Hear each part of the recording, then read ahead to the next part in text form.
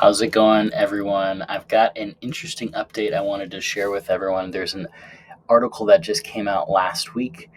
The article is from Channel 2, Nashville, a local news source. Apartment concessions at the highest level in over 2 years, which is absolutely true. We're seeing an influx of large luxury apartment units that are hitting the market right now. And they've been hitting the market. I mean, if you've been to Nashville anytime recently, you're seeing all the cranes that are going up and you're seeing all the housing that's flooding the market, and it's needed.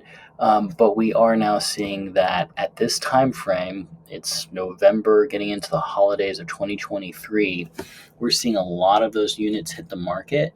It's causing there to be more supply than there is demand, right? So what's happening is the luxury apartment buildings are starting to concede because they're going to have vacancies, right? So what does this mean for you? Just number one, be aware that right now you're competing against large luxury apartment vacancies. So if you're a product that's similar to that, you may want to hold off from increasing your rents dramatically if you're coming close to the end of a lease, right? Number two, if you do have a lease that's currently ending between August and February, let's say, consider just offering a shorter or longer lease period, so 9 months or 16-month leases, so that leases can begin and end at a more opportunistic time. November is not a great time to fill a lease. You kind of want to try to get that closer to, let's say, April to August. Number three, be competitive in your pricing right now to avoid vacancy. These newer apartment builds are not lowering the rents. Just notice that they're offering 1, 2, 3 months of vacancy. I think the reason for that is because newer apartment builds need to keep the rents where they are. There's a lot of investors that are involved. They don't want to bring down the market rents. We've had an increase since the beginning of the pandemic of 33%, right? Which is why a lot of investors have been building these apartment complexes. They can't afford to bring those comps down, right? So what they're going to do is just offer 1, 2, 3 months of lease, get people who can afford the rents because wages are there, people can afford it. There's just a flood of inventory that's causing potentially to bring rents down. Large apartment complexes don't want to bring rents down, right? So keep that in mind.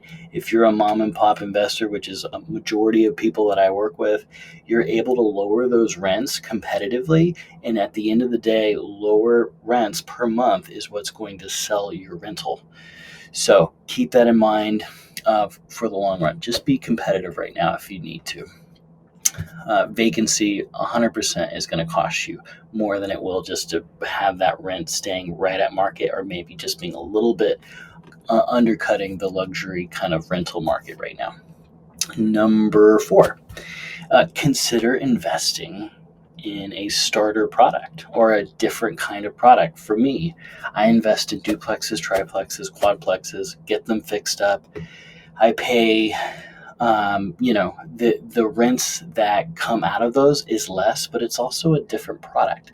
Like I'm renting to young professionals, students, medical workers, working class kind of folks. But these triplexes and quadplexes, they tend to be in areas that are close to the city. They're a little bit grittier, but they tend to be a great product for people who are just kind of starting out or don't want to pay the prices that you're having to pay with these larger apartment buildings. And also keep in mind, a lot of these larger apartment buildings are in the same areas, so they're getting closer to the city.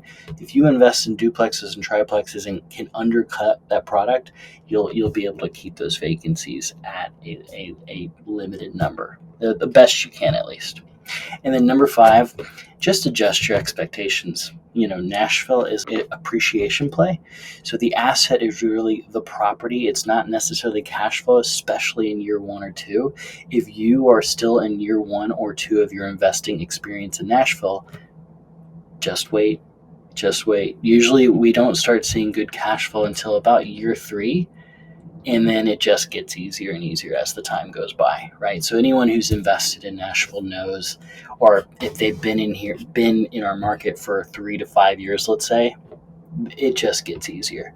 So if you are within that first year or second year, congratulations, you're in a great market. Hang tight, be smart, do not have vacancy if you can avoid it.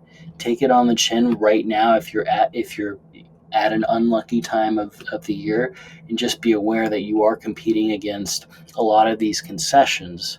So let's avoid vacancy.